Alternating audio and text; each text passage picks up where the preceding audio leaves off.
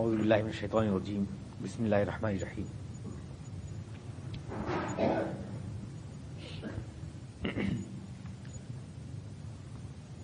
اللہ نور السماوات والارض مثل نورہ کمشکاۃ فیہا مصباح المصباح فی زجاجہ الزجاجۃ کأنہا کوکب دری یوقد من شجرۃ مبارکہ زیتونہ لا شرقیہ ولا غربیہ یکاد زیتها یضیء ولو لم تمسسہ نار نور علی نور یہدی اللہ لنورہ من یشاء ویضرب اللہ الامثال للناس واللہ بکل شیء علیم فی بیوت اذن اللہ ان ترفع ویذکر فیہا اسمہ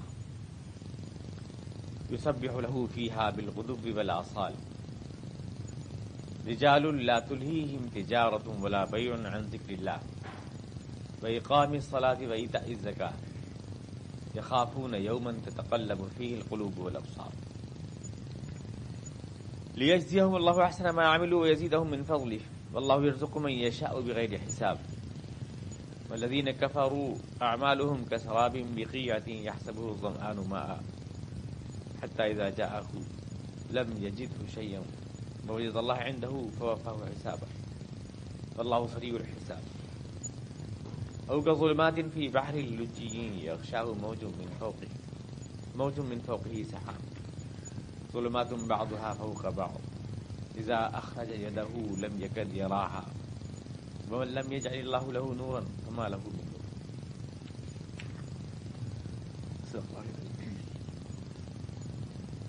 اللہ زمین اور آسمان کا نور ہے، کائنات کا نور ہے، اور اس کے نور کی مثال ایسی ہے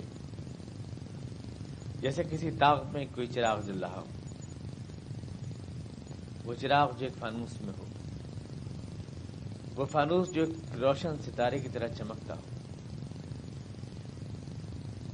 اور جس کو زیتون کے تیل سے روشن کیا جاتا ہو، وہ جو نہ مشرق کا ہو نہ مغرب کا ہو، ایسا لگتا ہے کہ جیسے اس کا تیل جل اٹھے گا، حالانکہ ابھی آگ نے اس کو چھوا بھی نہیں. روشنی پر روشنی ہے، اور اللہ اپنی روشنی سے جس کو چاہتا ہے ہدایت دیتا ہے. اور اس طرح کی مثالیں وہ لوگوں کے لیے بیان کرتا ہے کیونکہ وہ ہر بات سے بخوبی واقف ہے. ایسے گھر ہیں جن کے بارے میں اللہ نے حکم دیا ہے کہ ان کو بلند مرتبت کیا جائے، اور اس میں اللہ کا نام لیا جائے. ایسے گھروں میں صبح شام اللہ کی پاکی بیان کرتے ہیں ایسے لوگ جن کو کوئی تجارت اور کوئی خرید و فروخت اللہ کی یاد سے غافل نہیں کرتی. وہ نماز قائم کرتے اور زکوٰۃ دیتے ہیں کیونکہ وہ ایک ایسے دن سے ڈرتے ہیں جس دن آنکھیں پتھرا جائیں گی اور دل ہل کے رہ جائے گی، اور یہ اس لیے تاکہ اللہ ان کے اعمال کی بہتر جزا ان کو دے، بلکہ اپنے فضل سے اور کچھ بڑھائے، کیونکہ اللہ تعالیٰ جس کو چاہتا ہے بے گنتی دیتا ہے.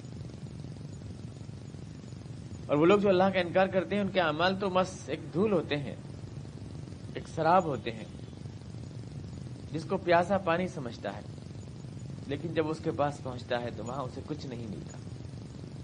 وہاں صرف اللہ کی تقدیر ساتھ ہوتی ہے جو پورا حساب لے لیتی ہے، اور اللہ کو حساب لیتے دیر نہیں لگتی. یا ایسے جیسے کوئی اندھیرے ہوں کسی دریا میں، ایک گہرے سمندر میں اندھیرا چھایا ہوا ہو، ایک موج اس پر چھائی ہو، ایک اور موج اس کے اوپر، اور اس کے اوپر بادل ہوں، اندھیروں پر اندھیرے.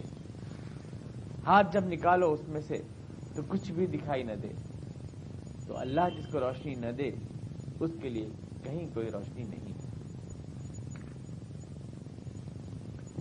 اللہ نور السماوات والارض، تھوڑا سا ترجمے سے آپ نے انداز لگایا ہوگا کہ یہ تھوڑا کنسنٹریٹ ہو کے سمجھنا پڑے گا، آپ کو ذہن کو تھوڑا سا لگا کے سمجھنا پڑے گا، کیونکہ تمثیلی انداز بیان ہے اللہ تعالیٰ کا اس میں. اور اس میں ایک بہت بنیادی بات اللہ تعالیٰ نے سمجھائی ہے. پہلے پچھلی آیات سے اس کا ربط سمجھ لیجئے. ابھی تک آپ کو معلوم ہے کہ معاشرتی ہدایات تھیں، اس سے ہمارے گھر کا ماحول کیا ہونا چاہیے، پردے کے احکام تھے، اور پچھلی آیات میں نکاح کے بارے میں جو غیر شادی شدہ لوگ ہیں ان کے بارے میں ہدایت تھی کہ ان کی نکاح کر دیا کرو، ان کی شادی کر دیا کرو، لڑکے ہوں یا لڑکیاں، یہ ہدایت تھی۔ تو یہاں پر یہ سلسلہ بیان ختم ہوا تھا، اور آپ کو یاد ہوگا کہ شروع ہوا تھا یہ یہاں سے کہ یہ سورت جب نازل ہوئی غزوہ بنی مصطلق کے موقع پر، جب جناب عائشہ صدیقہ رضی اللہ عنہا رہ گئی تھی پیچھے لشکر کے، اور اس کے بعد لشکر آگے بڑھایا تھا، اور اس کے بعد لوگوں نے حضور اقدس صلی اللہ علیہ وسلم کے گھر کے اوپر کیچڑ اچھالنا شروع کی تھی، تو کچھ ایسے ضابطے مرتب کر دیے گئے تھے یہ سورہ نور میں، اور انہی آیات کی وجہ سے اس کا نام سورہ نور بھی ہے حقیقت میں، جو آج چونکہ اس میں کئی بار لفظ نور ریپیٹ ہوا ہے، روشنی کا لفظ اس میں آیا ہے، ریپیٹ ہوا ہے، تو انہی آیات کی وجہ سے ہے۔ تو یہ سب تھے، تو اللہ تعالیٰ نے پھر اس میں سارے احکامات دیے جو آپ سن رہے ہیں کئی ہفتوں سے۔ گھر میں جائیں تو آواز دے کے جائیں، اور ایسے نہ گھسیں کسی گھر میں، اور عورتیں خواتین پلو ڈھانپیں، اور مرد نظر نیچی رکھیں، اور زینت کی چیز کو ظاہر نہ کریں، اور جو بے شادی شدہ ہیں ان کی شادی جلد کر دیا کریں، تاکہ جو جنسی بے روی کے جو امکانات ہیں وہ ختم ہو جائیں، اور معاشرہ جو ہے وہ پاک اور صاف ستھرا ہو جائے، دل پاک ہو جائیں، نگاہیں پاک ہو جائیں۔ یہ سارے احکامات دیے گئے، اس سلسلہ بیان آگے بھی چلتا رہے گا۔ بیچ میں یہ آیتیں جو آئی ہیں یہ خاص سیاق کے ساتھ آئی ہیں، جس میں کچھ کا اندازہ ہم لگا سکتے ہیں ان حالات کا جو ان آیتوں کے مفہوم سے ہمیں خود سمجھ میں آتا ہے کہ اس وقت لوگوں نے اس واقعے کا سہارا لے کر، یعنی واقعہ عفق کا سہارا لے کر جناب عائشہ صدیقہ کو جو بدنام کیا، حضور اقدس کی زوجہ مطہرہ کو، تو اس میں کچھ ایسے لوگ بھی شامل ہو گئے جو بنام اخلاص، بڑے اخلاص کے ساتھ حضور کے گھر کو بدنام کر رہے ہیں، اور حوالہ غیر مسلم سوسائٹی کا دے رہے ہیں۔ یعنی اس طرح سے ایک افسوس کے اظہار میں آپ نے دیکھا ہوگا کہ کوئی بھی آدمی جب کسی آدمی سے اناد رکھتا ہے یا کینہ رکھتا ہے اور اس کو ٹھیک سے ظاہر نہیں کرنا چاہتا، تو اس کو وہ فلسفے کا اور اصول کا لباس پہنا دیتا ہے۔ مقصد ذاتی جھگڑا اور ذاتی دشمنی، لیکن اس کو ظاہر کرتے ہیں ایک عمومی اس کے انداز میں۔ جیسے آپ مسلمانوں سے دشمنی نکالنا ہے امریکہ کو، تو وہ یوں تو نہیں کہتا کہ میں اسلام کو مٹاؤں گا، وہ یوں کہتا ہے میں دہشت گردی کو مٹانا، اور اسلام کے نزدیک دہشت گردی ہے، لہذا کسی بھی آدمی کو اگر یعنی کسی بھی ملک کو کچھ کرنا ہوتا ہے تو ایک کیموفلیجنگ کوئی دوسرا نام، کوئی دوسرا پردہ اس کے لیے استعمال کیا جاتا ہے، اور بڑے اس کا یعنی سلیقے کے ساتھ جو ہے اس بات کو کہا جاتا ہے۔ تو حضور اقدس صلی اللہ علیہ وسلم کے اوپر چھینٹ پھینکنا آسان تو تھا نہیں، آپ کے گھر کے اوپر، لہٰذا جو منافقین کا ایک بہت بڑا ایلیمنٹ اسلامی معاشرے میں تھا، اس نے اس طرح سے کہنا شروع کیا ان باتوں کو، جو مسلمان بھی کچھ مل گئے ساتھ میں، کہ بھئی اسلام کے معاشرے کو، اسلام اس گھر کے لیے جو ماڈل ہے اس کے لیے یہ کردار زیب نہیں، مطلب حضور کا جو گھر ہے وہی تو مرکز ہے، اور وہیں سے تو ہدایت ملے گی، اور جب اس گھر میں ایسا کردار ہو تو یہ تو دور مرنے کا مقام ہے۔ اور اس سے تو بہتر وہ لوگ ہیں دیکھو جو ایمان کی داعی نہیں ہے، ایمان کی دعوت نہیں دیتے، ایمان کے دعوے دار نہیں ہیں، لیکن ان کے گھروں میں شرم و حیا ہے۔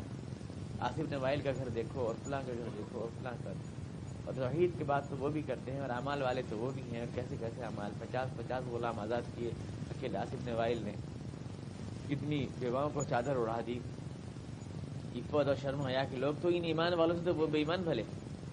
اس طرح کی باتیں لوگوں کے سامنے، کچھ لوگ ایسے ہیں جو شخصیت کو طرز فکر عقیدے کے حوالے سے نہیں بلکہ اعمال کے حوالے سے سمجھتے ہیں، ہمارے ہاں بھی ہیں۔ اسلام کے اندر بنیادی بات یہ ہے کہ اسلام کسی بھی شخص کو اعمال کے حوالے سے نہیں سمجھتا، بلکہ اس کی سوچ اور طرز فکر کے حوالے سے سمجھتا ہے۔ پہلی چیز اسلام میں عقیدہ ہے، عمل دوسرے درجے کی چیز ہے۔ دھرم اور کرم، ہندو دھرم میں تو یہ ہے کہ کرم پہلے دیکھا جاتا ہے، سوچ وچار کی کوئی اہمیت نہیں ہے کہ آپ کچھ بھی عقیدہ رکھ سکتے ہیں، آپ خدا کو مانیں یا نہ مانیں، آستک ہیں یا ناستک ہیں، آپ کسی چیز میں یقین کرتے ہیں کہ نہیں کرتے ہیں، جو چاہے مان لیں، آپ بالکل انکار کرتے ہیں اللہ کا تو بھی مان لیں تو بھی کوئی فرق نہیں پڑتا ہے، بس وہ خالی کرم دیکھتے ہیں کہ یہ اس کا کام کیسا ہے۔ ٹھیک ہے سوسائٹی سے ایڈجسٹ کر رہا ہے یہ آدمی یا نہیں کر رہا ہے تو ٹھیک ہے، اوکے، اس میں نہیں جاتے اس بحث میں وہ کہ اس کی سوچ کیا ہے۔ اسلام کی ہم سوچ پہلے، عقیدہ پہلے، اور عمل کی حیثیت عقیدے کے اعتبار سے بتائیے، یعنی اگر آپ کا عقیدہ درست ہے توحید کا تو اس کے بعد جو ہے دیکھا جاتا ہے کہ اس کا عمل اسے ٹیلی کرتا ہے کہ نہیں، اگر نہیں کرتا ہے تو اس کو سمجھایا جاتا ہے، لیکن بہرحال یہ کبھی نہیں ہوتا کہ اچھے اعمال والے جو ہے اس شخص سے بہتر مان لیے جائیں اسلام میں جس کے عقائد اور جس کی سوچ کے ساتھ۔ یہ اسلام کا طرز فکر ہے ہی۔ اسلام نے پہلے رکھا ہے ایمان اور بعد میں رکھا ہے عمل صالح، یہ ترتیب ہے۔ لیکن ان لوگوں نے اس طرح سے کہنا شروع کیا کہ بھئی دیکھیے اس سے تو ان کے عمل اچھے ہیں، کفار کے عمل اچھے ہیں، کفار کو مات کر دیا۔ اس طرح کی بات ہے جو اندر ہی دشمنی بھری ہوئی تھی، اس کو کہنا شروع کیا۔ تو پچھلی آیات میں نکاح کی اہمیت بتائی گئی تھی، یہاں یہ سلسلہ بیان ختم ہوتا ہے کہ پاکیزہ معاشرہ، یعنی نکاح جو ہے وہ ایک دینی عمل ہے۔ میں نے آپ سے عرض کیا تھا کہ آخر میں جو بات کو سمیٹا تھا وہ یہ کہ نکاح ایک دینی عمل ہے، اور اس لیے اللہ کی آیتوں کی چھاؤں میں ہوتا ہے، اور اس لیے جو خطبہ نکاح دیا جاتا ہے جس کو ہم کتھا سمجھتے ہیں کہ کتھا گا رہے ہیں مولانا صاحب، وہ کتھا نہیں ہوتی ہے بلکہ وہ اللہ قرآن کریم کی آیات اور احادیث ہوتی ہیں جس میں دونوں پارٹیوں کو کچھ ہدایات دی جاتی ہیں آئندہ زندگی گزارنے کے لیے۔ اور یہ نکاح میں نے آپ سے عرض کیا تھا کہ مسجد کے آنگن میں اس لیے کیا جاتا ہے تاکہ یہ معلوم ہو کہ یہ خالص ایک مذہبی عمل ہے، دینی عمل ہے، یہ کوئی ایسا عمل نہیں ہے۔ اسلام جو ہے زندگی کو دین سے خارج کرتا ہی نہیں ہے، کسی بھی عمل کو۔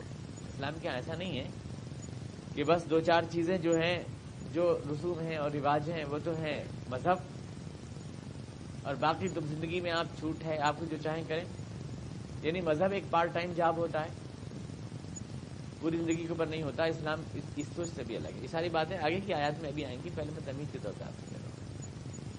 پارٹ ٹائم جاب نہیں ہے بلکہ زندگی کا ہر پہلو، خاص طور سے معاشرت تو بالکل، یہ سب سے پہلے کہ آپ اس میں اللہ کے احکامات کے مطابق چلتے ہیں کہ نہیں چلتے، یہ دیکھا جاتا ہے اسلام کے۔ اور میں نے ایسا کیا تھا کہ ہم تو اس کی کوئی دنیا کو الگ الگ سمجھتے ہیں، لہٰذا ہم کہتے ہیں کہ یہ کیا بات ہے کہ مسجد میں نکاح ہو رہا ہے، شامیانے ہوں گے، قناتیں ہوں گی، کرسی ہوتا ہے، ٹھنڈا لگے گا، بیگ کراکری کا بہت سارا بل دیا جائے گا، تو اس کے بغیر نکاح کے جچے گا ہی کیا؟ کیونکہ اس میں شان اور ناک جو بڑی خطرناک ہے، بات پہ کٹتی ہے وہ۔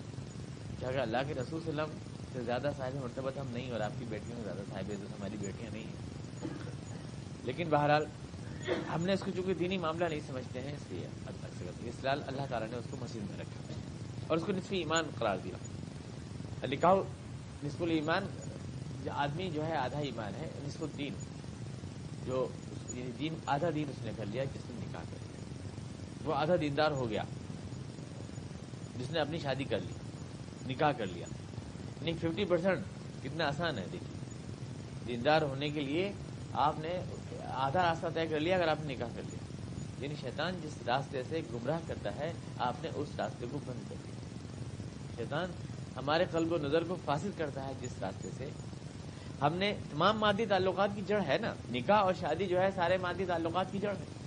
سارے رشتے دنیا بھر کا اٹھمبا کھڑا ہو جاتا ہے نکاح کرتے ہی، چچی پھپھی خالہ دادی اب کا ڈھمکا یعنی کتنا پورا جنکشن ہے یہ، ساری ٹرینیں آگے یہیں رکتی ہیں اسی جنکشن کے اوپر، تو سارے رشتے اس سے پیدا ہوتے ہیں، اور سارے کمانے دھمانے کے جھگڑے اور معاش کے جھگڑے اس سے پیدا ہوتے ہیں، بیوی بچے اولاد اور سارا گھر بار سب کچھ اسی سے پیدا ہوتا ہے۔ تو مادی تعلقات کا عنوان ہے نکاح۔ اب اس کے بعد اللہ اور بندے کا جو تعلق ہے آدھا وہ رہ گیا نا، جذباتی، اللہ اور بندے کا جو اپنے جذباتی تعلق ہے، باقی آدھے میں اسے دیکھ لو۔ فَلْيَتَّقِ اللَّهَ فِي النِّصْفِ الْبَاقِي، اللہ کے رسول کا ارشاد کہ آدھا ہمارے مادی تعلقات کا عنوان تو نکاح نے طے کر دیا، اب باقی آدھا اللہ کے اور بندے کے درمیان کے جو ربط ہے وہ باقی دین ہے، آدھا دین وہ رہا، اس میں تم اپنے آپ کو اللہ کو راضی کر لو، اور ادھر سے وہ راستہ بند کرو جدھر سے شیطان تم کو ڈسٹرب کرے گا اور تمہارے نگاہ و دل کو۔ عورت جو ہے چونکہ ایک مرد کے لیے شروع ہی سے وہ رہے، شیطان کا بہت بڑا جسمانہ کا ہتھیار رہی ہے، جسمانہ کرنی۔ عورت کے اوپر ذمہ داری تو نہیں ڈالی ہے اسلام نے، لیکن عورت کو استعمال کیا ہے یا کہیں فحش کو استعمال کیا ہے۔ اس لیے آپ کو معلوم ہوگا کہ سب سے پہلے جناب شیطان نے جو کارگزاری دکھائی تھی جنت میں، وہ یہ دکھائی تھی کہ انہوں نے کپڑے اتروائے تھے۔ یعنی انسانی نفسیات کے اوپر پہلا وار جو تھا وہ فحش کے راستے سے کیا، کیونکہ سب سے کمزور رگ یہی تھی انسان کی اور آدم کی۔ تو اس لیے نکاح کو نصف ایمان اتنی اہمیت دی، اور آپ نے فرمایا کہ جو آدمی نہیں کرتا اس کا میرے سے کوئی تعلق نہیں۔ اس کا مطلب نہیں جن میں کون سب کافر ہیں، مطلب یہ ہے کہ جو آدمی اس چیز کو ناپسند کرتا ہے اور اس کو دینداری نہیں سمجھتا اور کہتا ہے واہ میاں یہ کیا دینداری ہوئی، دینداری تو برہمچریہ ہے، دینداری تو سنیاس لینا ہے، دینداری تو رہبانیت ہے، جیسے عیسائیوں میں عیسائیوں نے اسٹائل لائٹ تھے، نکاح ہی نہیں کیا کبھی، رستے سے باندھ کے کھڑے ہو گئے مینار کے اوپر اپنے آپ کو، اماں بیچاری روتی رہی نکاح کر لے بیٹا نکاح کر لے بیٹا، انہوں نے کیا نہیں، یہاں تک کہ رستہ ان کی کمر میں گھس گیا، گل گیا، کیڑے پڑ گئے تو اٹھا کے کیڑوں کو پھر رکھ لیتے تھے زخم میں کہ دیکھ تیرا رزق اللہ نے یہاں پیدا کیا ہے، تو کہاں جا رہا ہے؟ جس میں یعنی اتنے بڑے ولی تھے، لیکن ولی کہلائے وہ عیسائیوں میں۔ اسلام نے ولایت کے تصور کو رد کیا، اسلام نہیں مانا، رہبانیت پھر اسلام میں نہیں ہے یہ۔ اسلام کے اندر زندگی سے بھاگنا نہیں ہے۔ عربی میں رہب کہتے ہیں ڈر کو اور بھاگنے کو، رغبم و رہبا۔ اور مولانا شروع صاحب بیٹھے ہیں، عالم نہیں تھے، ایک آدھ دو تین عالم یہاں بیٹھے ہیں۔ رغبت کہتے ہیں کسی چیز کو اچیو کرنے کو، اور رہب کہتے ہیں ڈرنے کو، بھاگنے کو۔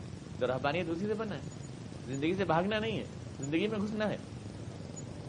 ہمارے یہاں رہبانیت نہیں ہے، ہم ڈرتے نہیں ہیں زندگی سے، امتحان سے بھاگتے نہیں ہیں، بشوق بچے نہیں ہیں، پڑھتے ہیں امتحان میں بیٹھتے ہیں اور پاس ہوتے ہیں۔ اسلام کی جو سوچ ہے وہ یہ ہے کہ ہم زندگی سے بھاگتے ہیں۔ تو اس لیے اس نے نکاح کرنے کو دین قرار دیا، جہاں اور مذہبوں نے نکاح سے بھاگنے کو دین قرار دیا۔ اول تو دین کا لفظ اسلامی کی دین ہے۔ اسلام کو لوگ مذہب کہتے ہیں، اسلام مذہب نہیں ہے، اسلام مذہب نہیں ہے، اسلام دھرم نہیں ہے۔ اسلام ایک کلچر ہے، ایک ثقافت ہے، ایک دین ہے، زندگی گزارنے کا ایک ڈھنگ ہے، ایک وے آف لائف ہے۔ اسلام کے لیے دھرم کا لفظ بہت چھوٹا ہے۔ دھرم تو کچھ دو چار چیزیں، ناریل پھوڑ لیا، چراغ جلا لیا، یہ وہ دو چار چاول بکھیر لیے، دودھ بہا دیا، ایسی چیزوں مل کے دھرم بن جاتا ہے۔ اسلام اتنا چھوٹی چیز نہیں ہے، زندگی کے برابر ہے، جتنی بڑی زندگی ہے اتنا بڑا اسلام، اس میں کوئی چیز بھی باہر نہیں ہے۔ بس لوگ کہتے ہیں اسلام میں مذہب بھی ہے اور سیاست بھی ہے، میں اس کو بھی نہیں صحیح نہیں کہ یہ لفظ بھی جو ہے اسلام کی پوری لمبائی چوڑائی کو بتاتا نہیں ہے کہ اسلام میں مذہب بھی اور سیاست بھی ہے۔ لوگ کیا کہ سمجھتے ہیں ہم اسلام کا ادا کر لیا۔ دیکھیے مذہب میں تو ہو گیا آپ کا دہن پان ہو گیا، یہ ناریل پھوڑ لیا اور تلک لگا لیا اور چاول بہا لیا، چلیے یہ تو مذہب ہو گیا، دھرم ہو گیا۔ اور سیاست یہ ہو گئی کہ آپ نے الیکشن لڑ لیا اور یہ کر لیا اور وہ کر لیا۔ تو زندگی میں بس یہ دو چیزیں ہوتی ہیں اور کچھ نہیں ہوتا، یا تو چاول بہا لیا یا پھر الیکشن لڑ لیا، باقی اور کچھ نہیں زندگی میں۔ زندگی تو بہت بڑی چیز ہے، وہ دھرم اور سیاست دونوں کو ملاؤ تو بھی اس سے بڑی چیز ہے زندگی۔ تو اسلام جو ہے وہ زندگی کے برابر ہے، زندگی کی ہر شے اس میں شامل ہے، خالی دھرم اور ساری سیاست تھوڑی، زندگی کی ہر شے اس میں شامل، ہر شے کو۔ اور نکاح کو نصف دین قرار دے دیا، کیونکہ تمام مادی تعلقات اور مادی رشتوں کا عنوان بنتا ہے وہ نکاح۔ اس دور میں تو بہت اور بھی زیادہ ضروری ہے۔ آج تو عورت تمدن کا عنوان بن گئی نا، ادب میں، آرٹ میں، کلچر میں، فلم میں، سنیما، ہر جگہ جہاں دیکھو عورت ہی عورت گھوم رہی ہے، وہی ناچ رہی ہے، وہی ٹھمکے لگا رہی ہے، اسی پہ کہانی گھوم رہی ہے۔ اور زندگی کا واحد مقصد یہ لگ رہا ہے دنیا میں کہ ایک عورت کو حاصل کر کے اس سے شادی کر لو بس۔ اصل سارا ادب، سارا کلچر، سارا آرٹ، ہر ایک ہمیں یہی پٹی پڑھا رہا ہے کہ دنیا میں مقصد کچھ اور ہے ہی نہیں، بس یہ مقصد ہے۔ یہ کل حالانکہ اس مقصد حاصل ہونے کے بعد پھر وجودم پیدا ہوتی ہے کہ زندگی کی ایسی تیسی ہو رہی ہے جس کو زندگی کا حاصل سمجھے۔ مین اختر صاحب کہتے ہیں کہ وہ شادی سے پہلے ہماری بیوی بولتی تھی اور ہم سنتے تھے، شادی کے بعد ہم بولنے لگے اور بیوی سننے لگی، اب ہم دونوں بولتے ہیں اور سارا معاشرہ سنتا ہے۔ تو جس کو وہ زندگی سمجھتے تھے جو ہمارا ادب اور کلچر اور آرٹ گھماتا ہے، وہ اس دور میں جبکہ عورت کو شیطان نے ایک بار پھر وہیں لا کے کھڑا کر دیا ہے، یعنی اس کو تمدن کا عنوان بنا دیا ہے اور ہر چیز کا حاصل اسی کو بنا دیا، اور اس کو اتنا برہنہ کر کے، اتنا اٹریکٹیو کر کے پیش کیا اس موجودہ دور نے کہ ساری چیز جو ہے ذہن سے اوجھل ہو گئی۔ اور پھر اب ساتھ میں یہ کہ اس کو ٹھوسو معاشرے میں، ننگا کر کے پھر ٹھوسو اس کو معاشرے میں، ہر آفس میں، ہر جگہ ٹھوسو ٹھاسو، تاکہ ہر جگہ اس چیز کی بے راہ روی پھیل جائے اور شیطان نے جو کارنامہ جنت پہ دکھایا تھا وہ ہر جگہ ہونے لگے۔ یہ مقصد ہے اس کا۔ وہاں پہ دہلی میں ہماری وہ تھا درس تھا، تو اس میں ایک صاحبہ کہنے لگی کہ آپ عورت کو باندھ دیتے ہیں، باندھ دینے کے بعد آدھی سوسائٹی کو آپ باندھ دیتے ہیں، اور آدھی سوسائٹی کو باندھنے سے جو ہے پورا پروڈکشن کم ہو جاتا ہے سوسائٹی کا، سوسائٹی بیکار ہو جاتی ہے۔ عورت کو کھولیے، گھسیڑیے تاکہ پروڈکشن ڈبل ہو۔ ہم نے کہ کھول دیں گے تو باقی آدھی سوسائٹی بھی کام نہیں کرے گی، وہ کرنے تو کرنے دیجیے کم از کم تھوڑا سا۔ تو یہ اس دور میں تو یہ ساری چیزیں تھیں، اس پس منظر میں واقع عفق ہوا جس میں جناب عائشہ صدیقہ پہ الزام لگایا گیا، منافقین نے بڑھ چڑھ کے پروپیگنڈا کیا اور اس طرح سے کوشش یہ کی کہ اسلام کے چراغ کو اول ہی میں بجھا دیا جائے۔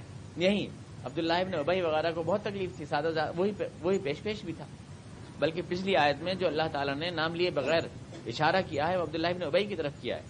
یہ جو فرمایا نا کہ وَلَا تُكْرِهُوا فَتَيَاتِكُمْ عَلَى الْبِغَاءِ إِنْ أَرَدْنَا تَحَصُّنًا، تم اپنی کنیزوں کو بدکاری پہ مجبور نہ کرو کیونکہ وہ پاک دامن رہنا چاہتی ہے۔ عورت اپنی فطرت سے پاک دامن رہنا چاہتی ہے، عورت گندی طبیعت کی نہیں ہوتی، پاک دامن رہنا چاہتی ہے۔ وہ تو یہ عبداللہ ابن ابی کی کنیزیں تھیں جن سے وہ کمائی کراتا تھا اور ان کو مجبور کرتا تھا۔ اور اس کو جو ہے قرآن کریم کی شرافت ہے، وہ نام نہیں لیتا کسی، اور حضور اکرم صلی اللہ علیہ وسلم بھی جو ہے نام نہیں لیا کرتے تھے کسی، ماں بال اقوامین ایسے کہتے تھے، اب لوگوں کو کیا ہو گیا، ہمیشہ بغیر نام لیا آپ فرمایا کرتے تھے، کوئی بات کہنی ہوتی تھی تو آپ فرماتے تھے لوگوں کو کیا ہو گیا، حالانکہ کسی خاص آدمی کی طرف آپ کو اشارہ کرنا ہوتا تھا، تو نام تو نہیں لیا ہے، لیکن یہ جو ایجنٹ تھا اور رئیس المنافقین تھا، اس کا اظہار کارنامہ تھا، وہی پروپیگنڈا پھیلا رہا تھا اور مخلص مسلمانوں کو بھی مس گائیڈ کر رہا تھا اور کہہ رہا تھا کہ اس سے تو کافر اچھے، اس سے تو یہ اچھے وہ اچھے، اور کوشش یہ تھی کہ بس یہیں اسلام کو کہانی کو یہاں ختم کر دو، اس کی آڑ میں، اس واقعے کی آڑ میں اتنا پروپیگنڈا کرو کہ حضور اکرم صلی اللہ علیہ وسلم جو ہے نفسیاتی طور سے کل ہو جائیں اور اسلام کی تحریک یہیں ختم ہو جائے۔ یہ ہے پورا پس منظر آگے کی آیتوں، اس میں آگے کی آیتوں میں اللہ تعالیٰ نے مختصر طور سے یہ فرمایا ہے کہ اسلام جو ہے وہ ایک عقیدہ ہے جو مسلمان کے دل کے اندر پرورش پاتا ہے، اور اعمال جن کی ظاہری شکل و صورت خوبصورت ہوتی ہے جو اس عقیدے سے محروم ہو کے کیے جاتے ہیں ان کی کوئی قیمت نہیں، جو تم دوسرے معاشرے کا حوالہ دے رہے ہو وہ کوئی عمل دنیا میں اسلام کے نزدیک عمل صالح ہے ہی نہیں جب تک اس کے پیچھے اللہ پر ایمان نہ ہو۔ اس لیے اصلاح معاشرہ کا لفظ میں اسلام کا نہیں مانتا، جو اصلاح معاشرہ کمیٹی اور اصلاح معاشرہ بنتی رہتی ہے نا، اسلام کا لفظ نہیں ہے۔ سماج سدھار سوسائٹی ان معاشروں میں، سیکولر معاشروں میں ہوتی ہے سماج سدھار سیوا سمیتیاں، جن کے یہاں اللہ کا اس کا کوئی تصور نہیں ہے۔ ہمارے یہاں سماج سدھار کا کوئی تصور ہے ہی نہیں، اللہ پر توحید کے لوگ۔ دوسرے آدمی مثلا شراب سے روک رہا ہے تو اس لیے روک رہا ہے کہ اس کا بجٹ خراب نہ ہو گھر کا، یا اس کو پھیپھڑوں کو کینسر نہ ہو۔ ہمارے یہاں اس کا نام عمل صالح نہیں ہے، شراب سے اس لیے روکا جائے کہ اس سے ہمارا اللہ ناراض نہ ہو، ہمارے یہاں یہ عمل صالح ہے۔ تو بظاہر دیکھنے میں تو یہ لگتا ہے کہ ہم بھی سماج سدھار کی اسکیم چلا رہے ہیں اور دوسرے بھی چلا رہے ہیں، لیکن ہمارا گول ہے اللہ کو راضی کرنا، ان کا گول ہے گھر کا بجٹ بچانا تاکہ اس حرام کے پیسے سے اور دوسری کوئی بدماشی کی جائے۔ تو بڑا فرق پڑ جاتا ہے۔ ہمارے یہاں سماج سدھار اصلاح معاشرہ اسلام کا لفظ نہیں ہے، جس میں کسی اور وقت میں ابھی آپ کو عجیب سے لگے گا میں نے کیا کہہ دیا، تو بڑے بڑے علماء چلا رہے ہیں اصلاح معاشرے کی اسکیم، تو مولانا ہر بات گڑبڑ کی کر دیتے ہیں، وہ میں کسی اور درس میں آپ کو سمجھاؤں گا اس پوری بات کو تفصیل سے دلائل کے ساتھ کہ اسلام کا لفظ نہیں ہے اصلاح معاشرہ۔ تو یہ چیز جو ہے اسلام اللہ نے سمجھایا کہ ان اعمال کی کوئی حیثیت نہیں ہوتی، جو کتنے بھی خوبصورت لگیں یہ اعمال، ان کی کوئی حیثیت نہیں ہوتی ہے۔ یہ پوری بات ابھی آئے گی اس رکوع میں، اور اس کے بعد بتایا کہ اللہ تو توحید اللہ پر کہ اس کائنات کو اللہ تعالیٰ چلا رہا ہے اور اس کا تکوینی اور تشریح حاکم وہی ہے، ستارے بھی وہی چلاتا ہے، ان کو بھی نظام وہی دیتا ہے، تم کو بھی نظام وہی دے گا۔ اس عقیدے کے اوپر مبنی جو سوسائٹی بنتی ہے اس کا نام ہے مسلم سوسائٹی، اور اللہ تعالیٰ آج تمہارے پروپیگنڈوں کی زد میں آ کر تم سمجھتے ہو یہ چراغ بجھ جائے گا، ایسا نہیں ہوگا۔ اللہ تعالیٰ یہ وعدہ کرتا ہے کہ یہ دین غالب و سربلند ہوگا، اور اللہ تعالیٰ اس جماعت کو جس کو آج تم پروپیگنڈے کے زور سے دبانا چاہتے ہو خلافت عطا فرمائے گا اور زمین کا حکمراں بنائے گا۔ یہ بات بیچ میں اللہ تعالیٰ نے ایک جملہ مدرجہ کے طور پر کہہ دی ہے، اور اس کے بعد رکوع اس اگلے رکوع سے پھر یہیں سے سلسلہ جوڑ دیا ہے کہ یستأذنکم الذین ملکت ایمانکم، پھر وہیں سے وہ سلسلہ جوڑ دیا گیا ہے۔ جو بات چل رہی تھی پھر وہیں سے جوڑ دی گئی ہے، بیچ میں ذرا رخ عبداللہ بن ابی کی طرف کر لیا گیا ہے اور اس کی پوری ٹیم کی طرف کر لیا گیا ہے۔ یہ پورا اس کا پس منظر ہے۔ پروپیگنڈے میں چونکہ انہوں نے ایک پورا ماحول بنایا تھا، جتنی آسانی سے میں یہ بات کہہ گیا ہوں، اگر آپ 50 تفسیریں بھی پڑھتے ہیں تو شاید اس مسئلے کو ہی حل نہ کر پاتے۔ ہمارے وہاں بیٹھے ہیں بتائیں گے، اور ابھی میں آپ کو بتاتا ہوں کہ سنیے پورا ترجمہ ایک بار پھر سنیے۔ اللہ نور السماوات والارض، یہاں سے تمہید شروع کی اللہ تعالیٰ نے۔ اللہ تو زمین اور آسمان کا نور، لائٹ نہیں ہے اللہ تعالیٰ۔ کبھی آپ لائٹ سمجھیں نور کا مطلب وہ جو 1,80,000 میل فی سیکنڈ کی رفتار سے چلتی ہے کہ اللہ میاں وہ لائٹ ہے۔ لوگ یہ سمجھتے ہیں نا کہ ایک چوکی ہے جس کا نام عرش ہے، اس کے اوپر ایک کرسی رکھی ہوئی ہے اور اس کے اوپر لائٹ جل رہی ہے، اس کا نام اللہ تعالیٰ ہے۔ لوگوں کے دماغ میں یہ ہے، نور کا مطلب لائٹ سمجھتے ہیں لوگ، نور کا مطلب لائٹ ہے، اس لیے جو کہہ دیا کہ حضور صلی اللہ علیہ وسلم کا مطلب نور تھے لہٰذا لائٹ تھے آپ، لہٰذا لائٹ کا سایہ نہیں ہوتا وہاں سے وہ نکال کے سمجھے آپ۔ نور کا مطلب لوگ لائٹ سمجھتے ہیں کہ لائٹ ہے۔ قرآن شریف کو اللہ نے نور کہا کہ اللہ یہ نور نازل کیا ہے، جو اس نور کا اتباع نور الذی انزل معہ، اس نور کا جو اتباع کریں گے وہ کامیاب ہوں گے۔ قرآن شریف تو کہاں سایہ پڑ رہا ہے، تو اس کا سایہ کیوں پڑ رہا ہے؟ تو اللہ تعالیٰ لائٹ ہے یہ مطلب نہیں کہہ رہا اللہ تعالیٰ کہ اللہ تعالیٰ لائٹ ہے نعوذ باللہ، جو اس رفتار سے چلتی ہے اور آنکھ سے ٹکراتی ہے اور دماغ تک پہنچتی ہے اور بیک ہو کے جو ریفلیکٹ ہوتی ہے وہ لائٹ ہے اللہ تعالیٰ کو۔ اللہ تعالیٰ لائٹ نہیں ہے، یہ نہیں کہہ رہا اللہ تعالیٰ، اور آگے تو اللہ تعالیٰ نے اس بات کو خود کلیئر کر دیا ہے. پھر اللہ تعالیٰ نور ہے، پہلے اس کو سمجھیں کیا مطلب ہے اس کا، اللہ تعالیٰ کیا کہنا چاہتا ہے. نور ہے، کیوں یہ بات کہی گئی ہے یہاں، کس چیز کی مثال ہے جو آگے اللہ تعالیٰ نے. پہلی بات تو یہ کہ اللہ تعالیٰ نے فرمایا کہ وہ جیسا آپ کہتے ہو نا، وہ ہماری آنکھ کا تارا ہے. ایک کم از کم 5 یا 6 ڈائمینشن ہیں جو اللہ تعالیٰ نے یہاں دی ہیں، اور آگے کی آیات میں اس کو جو ہے اللہ تعالیٰ نے ان ساروں کو ایڈجسٹ کیا. 5 یا 6 ڈائمینشن بنتے ہیں اس لفظ نور کے، جو آگے کی 5-6 آیتوں میں اللہ تعالیٰ نے فوکس کیا ہے. جیسے ہیرے کی آرٹ کرنے نکلتی ہیں نا، ویسے اللہ تعالیٰ قرآن کریم کی جو آیات دیتا ہے، جو لفظ بولتا ہے، اس کی کرنے نکلتی ہیں. 8 پہلو ہوتا ہے. اس لفظ کو اللہ تعالیٰ نے کتنے ڈائمینشن دیے ہیں. دیکھیے لفظ نور کو، اللہ تعالیٰ تو نور ہے. پہلی بات تو یہ کہ وہ ایک نور ہے، ایک روشنی ہے، ہماری آنکھ کا تارا ہے. وہ آپ کہتے نہیں اپنے بیٹے کو، آپ کہتے ہیں یہ میری آنکھ کا نور ہے، یہ میری آنکھوں کی روشنی ہے، یہ قرۃ عین ہے. یا حضور نے فرمایا نماز میری آنکھ کا نور ہے، یا میری آنکھ کی ٹھنڈک ہے. یہ آپ نے فرمایا. پہلا ڈائمینشن یہ کہ ہر مرد مومن کی آنکھ کا تارا ہے اللہ تعالیٰ. اس لیے کہ ہم اس دنیا میں جب جیتے ہیں تو ہم ہر قدم پر اللہ کی مہربانی کا تصور پاتے ہیں، اللہ کی رحمت کو دیکھتے ہیں اپنے چار طرف. ہم اس کی پروردگاری کو دیکھتے ہیں، ہم اس کی مہربانی کو دیکھتے ہیں. ایسا لگتا ہے جیسے اللہ تعالیٰ ہمیں پال رہا ہے، جیسے ہمیں تھپک تھپک کے سلا رہا ہے، جیسے ہر طرف ہمارے چاروں طرف وہ موجود ہے. ہم ناک بند کر لیں تو اللہ کے پھولوں کی خوشبو ہمارے ناک میں گھستی ہیں. پھر آنکھ سے اس کے نظارے دکھتے ہیں ہم کو. آنکھ بھی بند کر لیں، ناک بھی بند کر لیں تو اس کی ہوائیں چھوتی ہیں ہمارے جسم کو. ہر طرف سے وہ محسوس ہوتا ہے اللہ تعالیٰ. پھر وہ پالتا ہے ہم کو، کیسے مہربانی سے پالتا ہے. آپ یہ دیکھیں، بہت سارا پانی برسا دیتا، ہم کو بھر بھر کے لے جاتے. لیکن ایسا کیوں ہوتا ہے کہ اللہ تعالیٰ جو ہے بوند بوند کر کے پانی برساتا ہے؟ ننھے پودے ٹوٹ نہ جائیں، ہر جڑ میں پانی پہنچ جائے، ہر پل پہ ہر پتی میں پانی پہنچ جائے. جیسے ماں بچے کو دودھ پلاتی ہے، ویسا کیوں دودھ پلاتا ہے وہ ساری کائنات کو؟ پھر یہ کہ اسے زندہ ہی ہمیں رکھنا تھا. کھاتے رہتے بھوس، پیتے رہتے پانی، رہتے زندہ. یہ سینکڑوں قسم کے پھل کیوں دیے اس نے؟ یہ ہزاروں قسم کے مزے کیوں دیے اس نے؟ یہ خوشبوئیں کیوں بکھیری اس نے؟ ہم ہر طرف ایک مہربان خدا کو موجود ہے اپنے، جو شروع سے آخر تک ہمارا خیال رکھتا ہے. ہم جب پیدا ہوتے ہیں تو ہم کتنے بے بس ہوتے ہیں. ہم اپنے منہ پر اڑی ہوئی بیٹھی مکھی کو بھی اڑا نہیں سکتے. پیدا کیا کریں گے اپنے لیے روزی؟ ہم زمین کہاں سے کھودیں گے، گڑھا کہاں سے لائیں گے، وہاں سے روزی کہاں سے ملے گی؟ ہماری ماں ہمیں محبت سے چمٹاتی ہے، وہی وہ ہمارے لیے روزی پیدا کرتا ہے. کہیں جانا نہیں پڑتا ہم کو. یہ اس کی مہربانی محبت کا ثبوت نہیں ہے کہ شروع میں ہمیں مل جاتا ہے جب ہم اتنے کمزور تھے. پھر ہر وقت وہ ہمارا خیال رکھتا ہے، جو چیز چاہیے وہ ہم کو دیتا ہے. فری آپ کہاں سے دیتا ہے؟ ہوا چاہیے، ہوا فری، کوئی پیمنٹ نہیں کرنا پڑتا. پانی کے لیے کوئی پیمنٹ نہیں کرنا پڑتا، جہاں چاہے ملتا ہے ہم کو. لگژریز کے لیے پیمنٹ کرتے ہیں، وہ ہم اپنے آپ محنت کرنی پڑتی ہے اس کے لیے، لیکن نکلتا ہے وہ بھی سب کچھ زمین سے ہی. جو بھی ہم حاصل کرتے ہیں تھوڑا ہاتھ پر ہلانا ضرور پڑتے ہیں ہم کو. وہ ہم کو دیتا ہے ہر شے. پوری ربوبیت اس کی رحمت مہربانی. جیسے کوئی خدا ہر آن ہمیں دیکھ رہا ہے تو وہ یہ مہربانی ہمیں اللہ کا احساس دیتی ہے ایک خدا کا. اس لیے اسلام اس بات کو نہیں مانتا کہ خدا جو ہے وہ ڈر سے پیدا ہوتا ہے. آج کل کی نفسیات کے ماہرین ہیں یا فرائڈ ہیں، وہ کہتے ہیں کہ خدا خوف سے پیدا ہوتا ہے، ڈر سے پیدا ہوتا ہے. بادل کڑکا زور سے ہاتھ جوڑ دیے، آگ بھڑکی ہاتھ جوڑ دیے، سانپ پر بنایا ہاتھ جوڑ دیے، پھر ڈر سے پیدا ہوئے. شیر اڑ رہا ہے ہاتھ جوڑ دیے. وہ کہتے ہیں مذہب ڈر سے پیدا ہوتا ہے، دھرم ڈر سے پیدا ہوتا ہے. دیگر مذاہب ڈر سے پیدا ہوتے ہوں گے. کالی ماتا کو پوجنے والے، کالی دیوی سے ڈرنے والے، لال زبان سے ڈرنے والے، وہ ڈر سے پیدا ہوتے ہوں گے.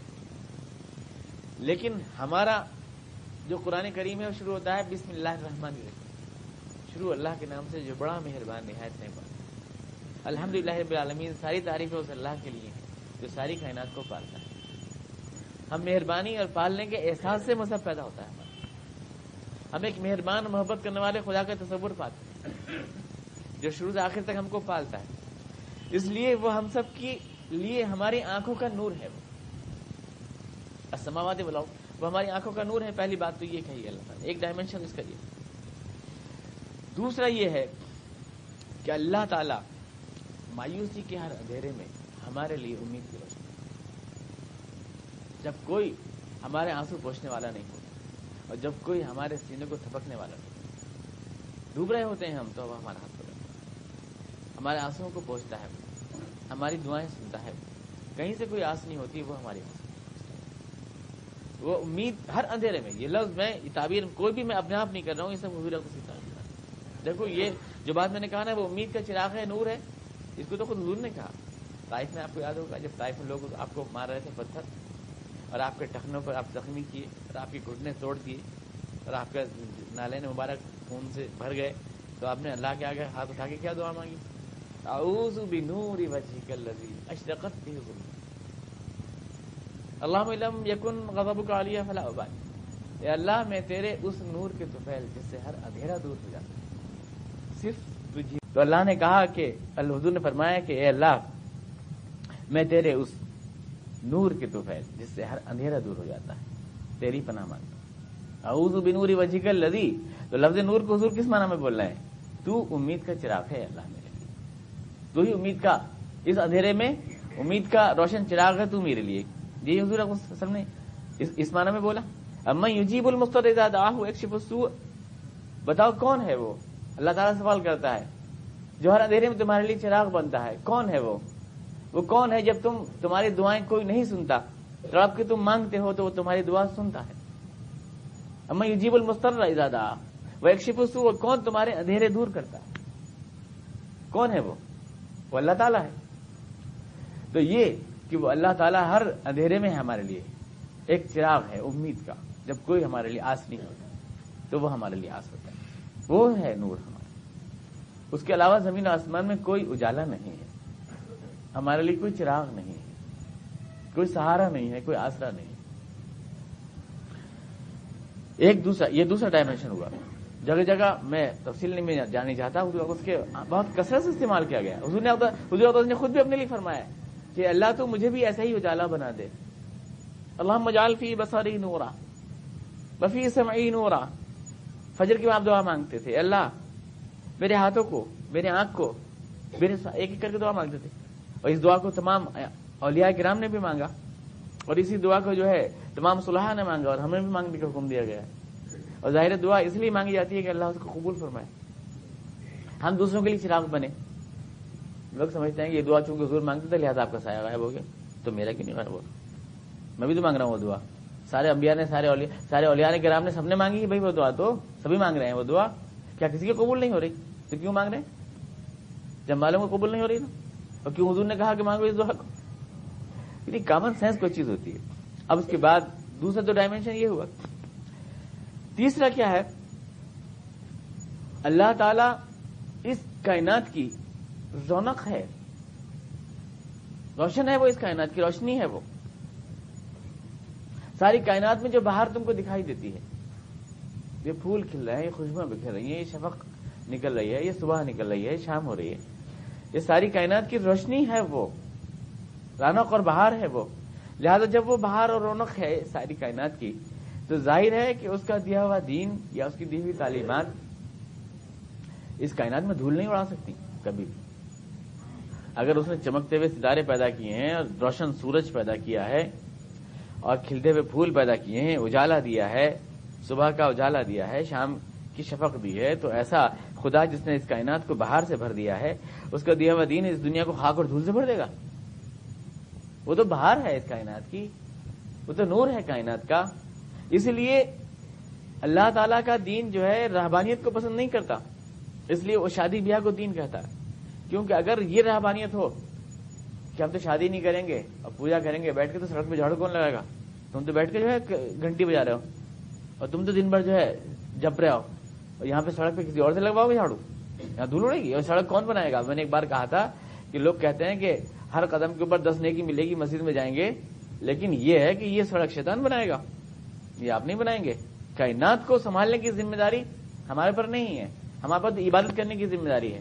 سنبھالے گا شیطان، اور اس کی سڑک پہ چل کر ہر قدم پہ 10 نیکی کمائیں گے ہم، اور شیطان کا کوئی شیئر نہیں لگے گا. اسلام نے یہ تصور نہیں دیا. اسلام نے کہا اگر اللہ کائنات کی بہار ہے تو اس کا دیا ہوا دین بھی کائنات کی بہار ہے، اس لیے اس نے ہم کو خلیفہ بنایا ہے اس کائنات.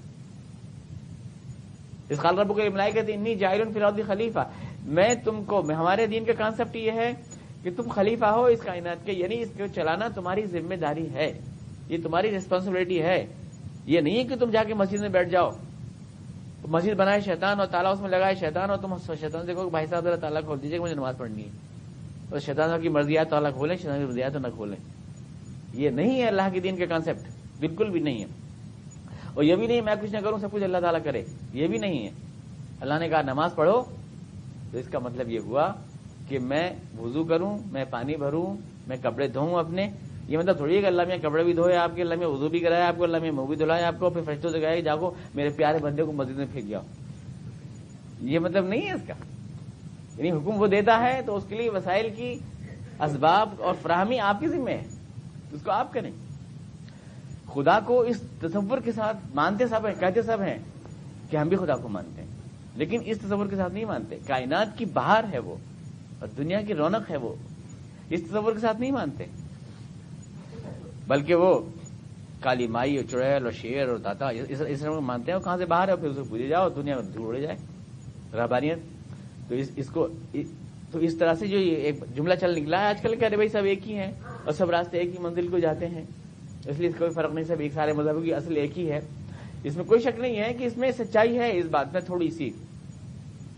لیکن ایک بات میں آپ کو بتانا چاہتا ہوں بہت پوائنٹ کی.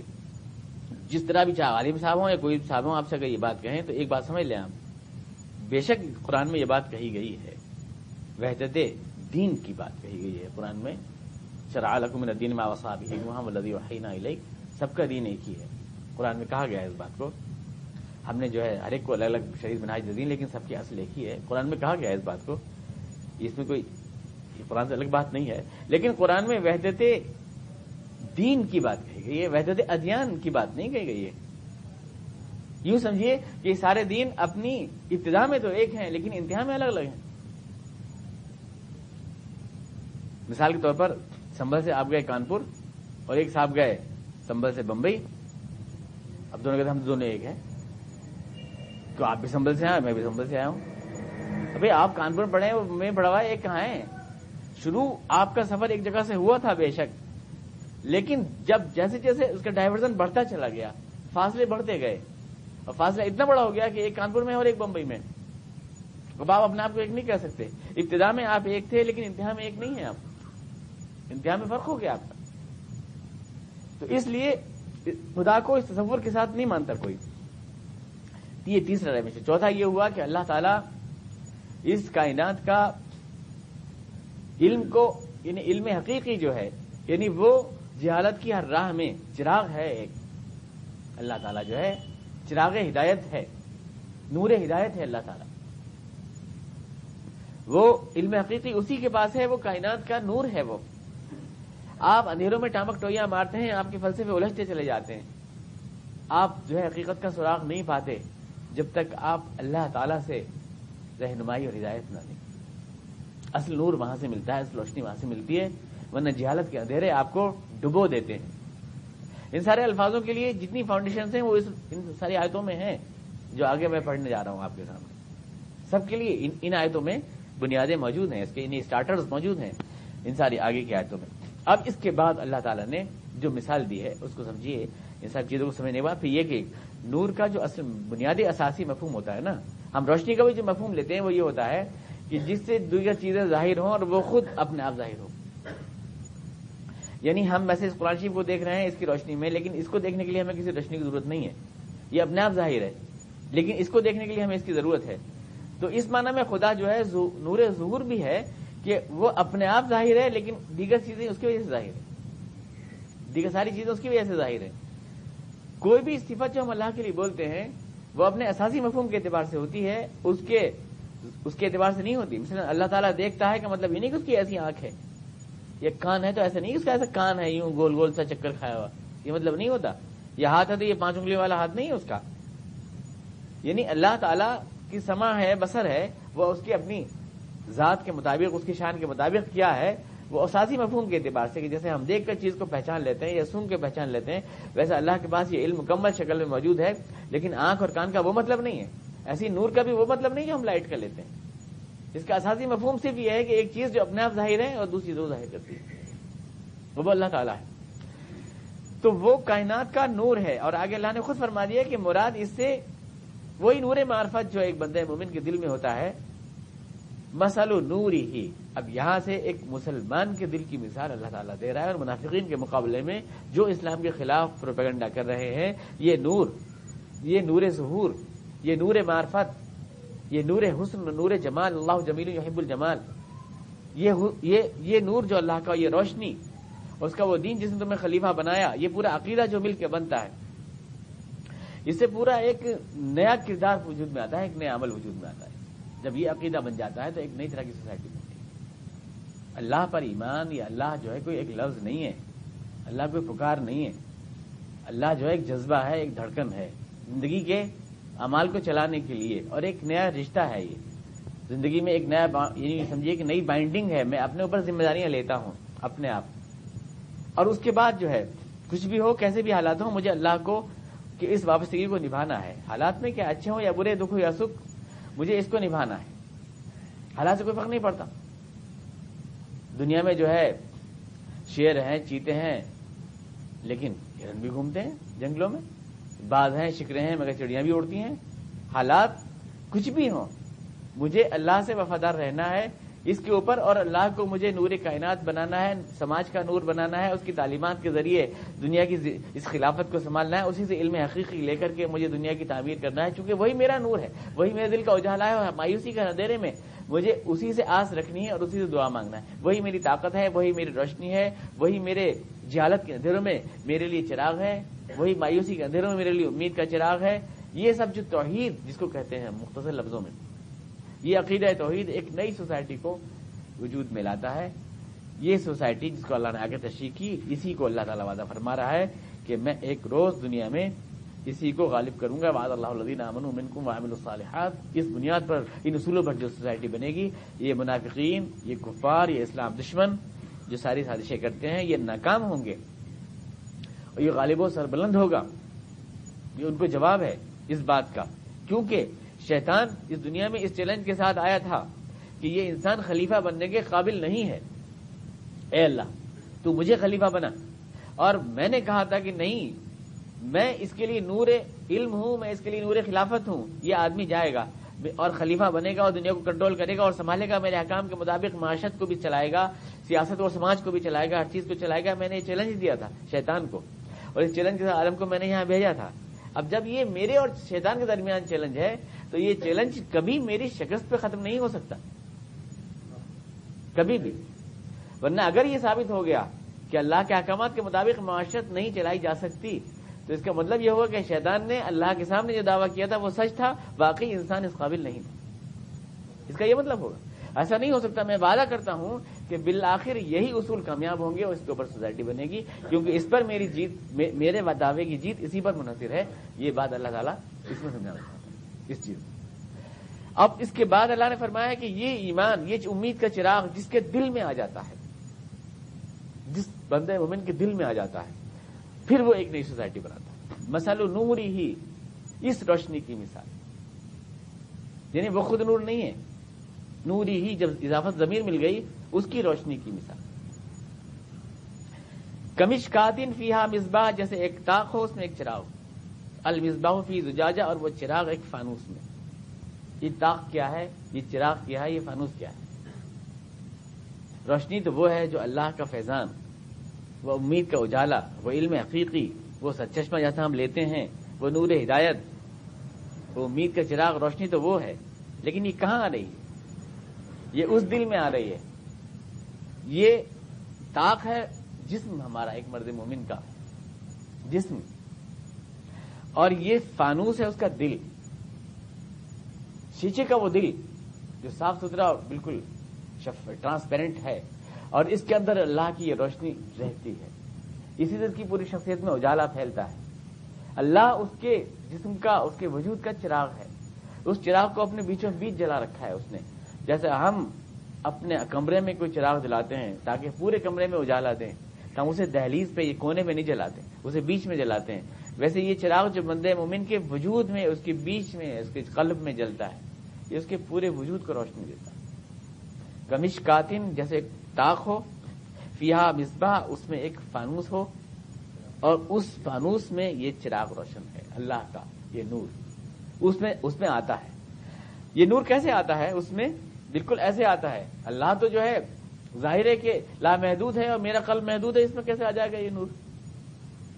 لیکن وہ حدیث احمد کی حدیث حضور نے ارشاد فرمایا کہ ما وسعنی الارض ولا السماء ولكن وسعنی قلب عبد المؤمن، زمین و آسمان میں نہیں سما سکتا مگر میں بندے مومن کے دل میں سما جاتا ہوں۔ کیسے؟ جیسے ایک آفتاب جو زمین سے 13,000 گنا بڑا ہے لیکن آپ کے چھوٹے سے پیالے میں سما جاتا ہے، جیسے آپ دیکھتے ہیں پیالے میں پانی ڈال کر تو اس میں پورا سما جاتا ہے، اس کا ریفلیکشن، اس کی شعاعیں آپ اس میں سما جاتی ہیں، ویسے وہ نور معرفت اور امید کا وہ چراغ پوری کائنات میں اپنے وجود کے اعتبار سے سما نہیں سکتا ہے، پر وہ ہمارے دل میں سما جاتا ہے، روشنی بن کر، چراغ بن کر، شعاع بن کر، امید کا اجالا بن کر۔ ما وسعنی الارض ولا السماء ولكن وسعني قلب عبد المؤمن، حضور اقدس نے ارشاد فرمایا۔ تو اب اس مثال کو سمجھیں اور اس کی روشنی میں جو اسلامیم کے بارے میں لانا دی تھی کہ مثلہم کمثل الذی استوقد نارا، میں نے تو ایک چراغ جلایا، فلما اضاءت ما حوله ذهب الله بنورهم، لیکن اس چراغ کی روشنی جب پھیلتی ہے تو منافقوں کی آنکھ کی روشنی چلی جاتی ہے، وترکہم فی ظلمات لا یبصرون، اور پھر اس چراغ میں ان کو کچھ دکھائی نہیں دیتا۔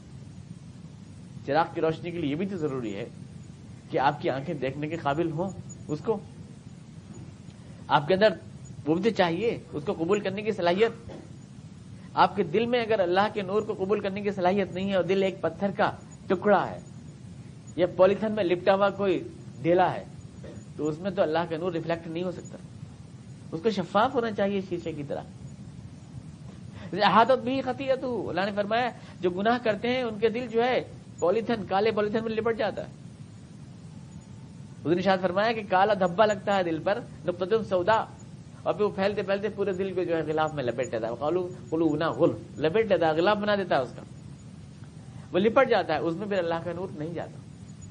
اس کے لیے چاہیے شفاف دل شیشے کی طرح، یہ دل جو شفاف ہے جس میں اللہ کا نور ریفلیکٹ ہوتا ہے، اور مشکات ہے وجود مومن کا مشکاتن، اس کی روشنی کی مثال ایسی ہوتی ہے جیسے کوئی طاق جس میں ایک فانوس ہے اور اس فانوس میں وہ چراغ روشن، فیہا مصباح المصباح فی زجاجہ، الزجاجۃ کأنہا کوکب دری، اور وہ فانوس جو ستارے کی طرح جگمگ جگمگ کر رہا ہے، اس میں کوئی اندھیرا نہیں گناہ کا کسی چیز کا۔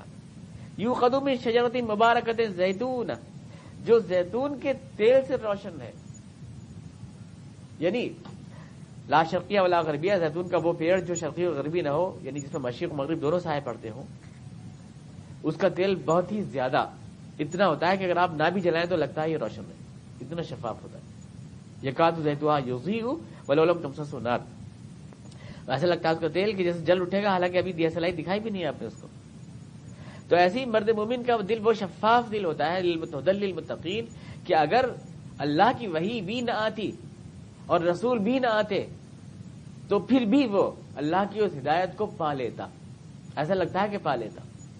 جس جوش نے کہا نا، ہم ایسے اہل نظر کو ثبوت حق کے لیے اگر رسول نہ ہوتے تو صبح کا دن۔ تو مرد مومن کا دل وہ ہے کہ اس کا دل اپنے آپ روشن ہے۔ اللہ نے ارشاد فرمایا کہ کل مولود یولد علی الفطرۃ الاسلامیہ، ہر مسلمان کا دل جو ہوتا ہے اسلام کی فطرت پر، یعنی ہر انسان کا دل اسلام کی فطرت پر پیدا ہوتا ہے، ہر انسان۔ دل شفاف ہے، دل پاک ہے، اگر نہ بھی اترے وہی اور وہ تو اس کا دل جو ہے اللہ کے اس نور معرفت کو جذب کرنے کو گویا کہ تیار ہے، ایسا لگتا ہے۔ اور اگر آگ دکھا دی تو کیا کہنا، پھر تو روشن ہو گیا۔ اور یہ آگ کون سی ہے؟ یہ وہی آگ جس کو اللہ نے فرمایا، حضور نے ارشاد فرمایا کہ میں نے تو ایک چراغ جلایا ہے۔ حضور ارشاد فرماتے ہیں انما مثلی کمثل الذی استوقد نارا، میری مثال تو ایسی جیسے کسی نے ایک چراغ جلایا ہو، کچھ لوگ اس سے روشنی پاتے ہیں اور کچھ پتنگے اس میں جل جاتے ہیں۔ روشنی بھی دیتا ہے چراغ اور جلاتا بھی ہے چراغ۔ تو حضور نے مثال دی اپنی، اور اسی کو قرآن کریم کے پہلے پارے میں مثال دی گئی، منافقین کی مثال دی گئی کہ مثلہم کمثل الذی استوقد نارا، ان کی مثال تو ایسی ہے کہ اللہ نے جلایا تھا چراغ روشنی کے لیے کہ ان کو روشنی ملے، فلما اضاءت ما حوله، لیکن جب سارا ماحول روشن ہو گیا اس روشنی سے تو ان کی آنکھوں کی روشنی چلی گئی، ذهب اللہ بنورہم۔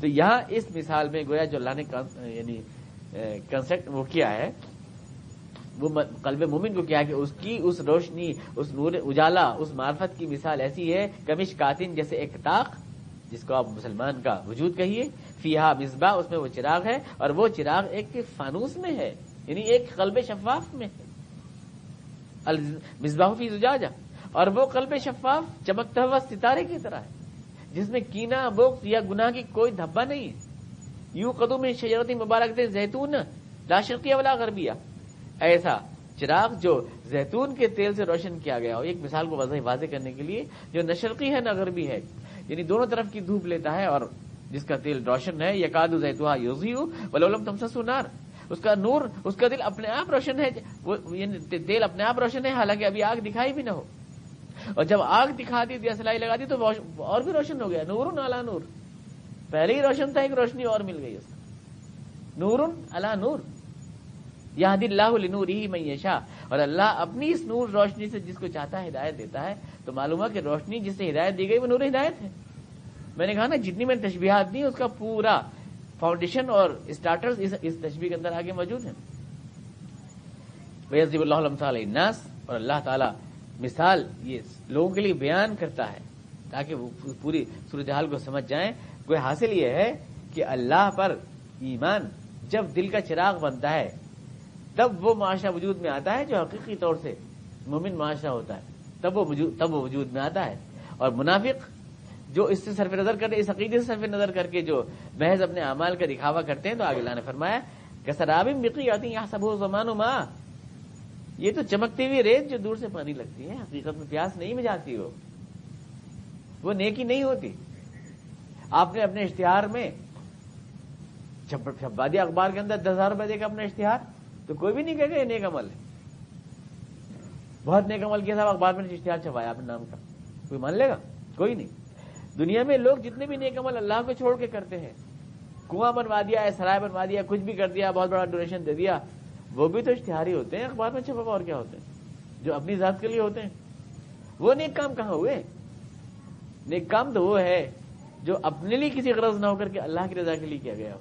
اور یوں جو نیک کام دنیا ان کو نیک کاموں میں گنتی ہے کہ صاحب انہوں نے تو اتنا دان پن کر دیا، انہوں نے تو اتنا کو کر دیا، اتنا کو کر دیا، وہ صرف اپنے لیے پبلسٹی ایکسپینڈیچر ہوتا ہے، اپنے ذات کے پروپیگنڈے کے لیے، جیسے الیکشن میں لاکھوں لوگ اٹھاتے ہیں، جیسے سگریٹ والے سگریٹ کے اشتہار 1000 روپے میں بنواتے ہیں، نیمن سائن لگاتے ہیں، ویسا اشتہار ہے، وہ نیک عمل نہیں ہے، اس کو نیک عمل نہیں کہتے۔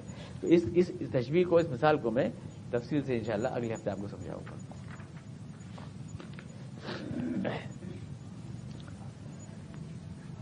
اللهم صل على محمد وعلى آله كما صليت على ابراهيم اللهم بارك على محمد وعلى آله وبارك على ابراهيم وعلى آله ربنا إننا ظلمنا أنفسنا وإن لم تغفر لنا وترحمنا لنكونن من الخاسرين سبحان ربك رب العزة عما يصفون